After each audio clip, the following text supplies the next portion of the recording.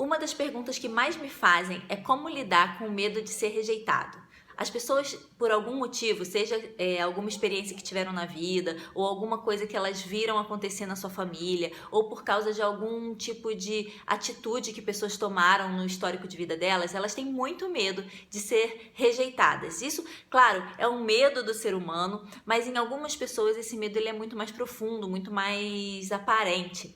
E aí, o que eu gosto de falar sobre essa questão do medo de ser rejeitada é que uma vez eu ouvi o Brendon Burchard, que é um autor incrível, pode procurar pelo brandon.com, que é um site maravilhoso dele.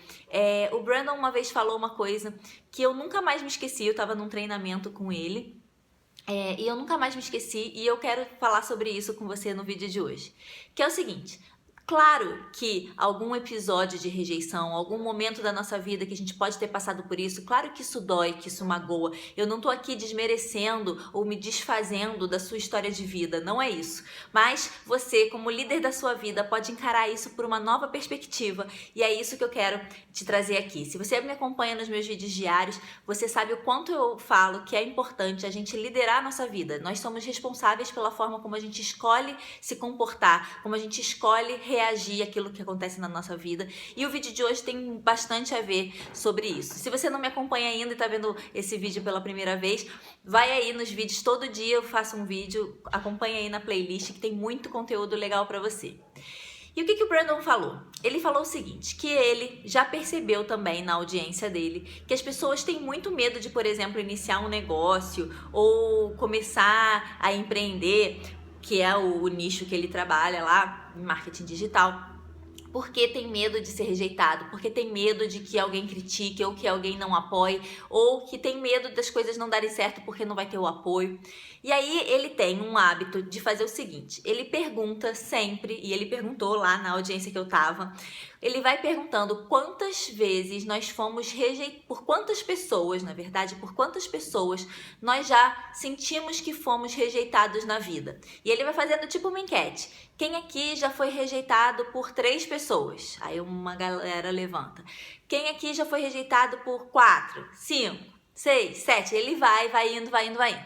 E o que ele diz é o seguinte, que o número de pessoas que vai levantando a mão vai diminuindo e que na média, é claro que existem algumas pessoas que têm um número maior, outras que têm um número menor, mas que na média são 7 pessoas. As pessoas na vida podem experimentar, na média, a rejeição de 7 pessoas. E aí ele falou assim, gente, é para fazer matemática. E essa que eu acho que é incrível, é a abordagem incrível que a gente pode ter na vida. Só que tem que ser uma abordagem que a gente faça conscientemente, um olhar, uma perspectiva, que a gente se coloque conscientemente. Eu te convido aqui hoje a fazer isso. Porque olha o que ele diz. Ele diz o seguinte, que quando você olha para essas 7 pessoas em média que te rejeitaram e você começa a definir a sua vida com medo de que outras vezes isso aconteça, você começa a repetir sempre um medo baseado em 7 pessoas na sua vida, em média, que fizeram isso.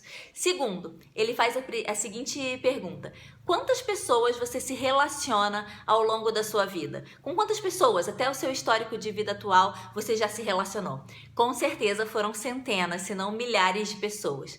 E aí ele te pergunta, dessas milhares de pessoas com que você já relacionou de alguma forma, pode ser amigo, colega, vizinho, conhecido, muito amigo, médio amigo, pouco amigo, família, quantas dessas pessoas te apoiaram, te suportaram, te deram força, motivação, te deram alegria, ficaram curiosas a respeito de você, do seu trabalho, da sua vida e fizeram você se sentir bem do lado? Então, com certeza, esse número, ele passa de dezenas, muitas vezes centenas, mas vamos lá dizer dezenas. E com certeza, esse número é maior do que os 7 em média que te rejeitaram. Então, por que a gente coloca o foco e a gente dirige a nossa vida baseado naquilo de ruim que aconteceu, se é a minoria? São 7 pessoas versus centenas de pessoas.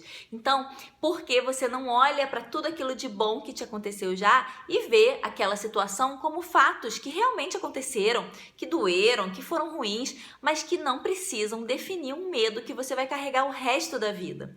Eu acho que faz tanto sentido isso. Depois que eu ouvi isso, eu fiquei sim pensando, é verdade. E uma outra perspectiva que a gente pode ter é a seguinte: cada vez que a gente repassa na nossa cabeça aquela situação de rejeição, ela está acontecendo de novo, mas ela está acontecendo na nossa cabeça. Quantas vezes a gente repete num ciclo dentro da nossa cabeça, repete uma situação que já passou, já ficou no passado. Então vamos seguir em frente, vamos olhar por essa perspectiva positiva de que versus essas 7 pessoas em média, temos dezenas de pessoas em média que nos apoiaram ou que nos fizeram sentir bem ou que estavam do nosso lado, enfim.